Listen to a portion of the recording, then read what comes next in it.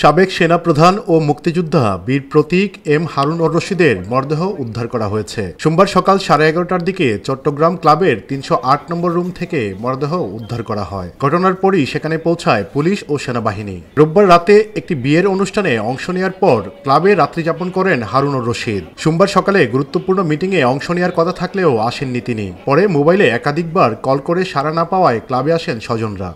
এক পর্যায়ে বারান্দার কাচের দরজা ভেঙে কক্ষে ঢুকলে বিছানায় তার নিথর দেহ পাওয়া যায়। চট্টগ্রাম কোতোয়ালি জোনের সহকারী কমিশনার মাহফুজুর রহমান জানান, সিএমএইচ চট্টগ্রামের একটি চিকিৎসক দল মরদেহ পরীক্ষা করে শরীরে কোনো আঘাতের চিহ্ন পায়নি। কালকে 5টার সময় আসছে, আমরা একসাথে আসছি একই ফ্লাইটে।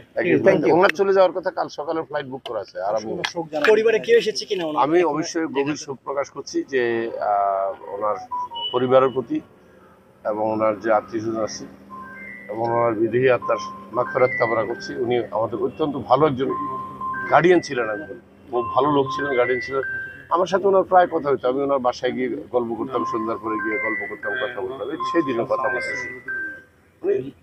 মানে স্বাভাবিক ছিল, তেমন শুধু একটু ওনার ওই ব্যক্তিগত একটা ব্যবসা নিয়ে একটু মানসিক চাপ ছিল। 1948 সালে জন্ম নেওয়া এম হারুনুর রশিদ মহান মুক্তিযুদ্ধে অসামান্য অবদানের জন্য তিনি বীর প্রতীক খেতাবে ভূষিত হন। S M Shamim, desk report, সদ্য সংবাদ।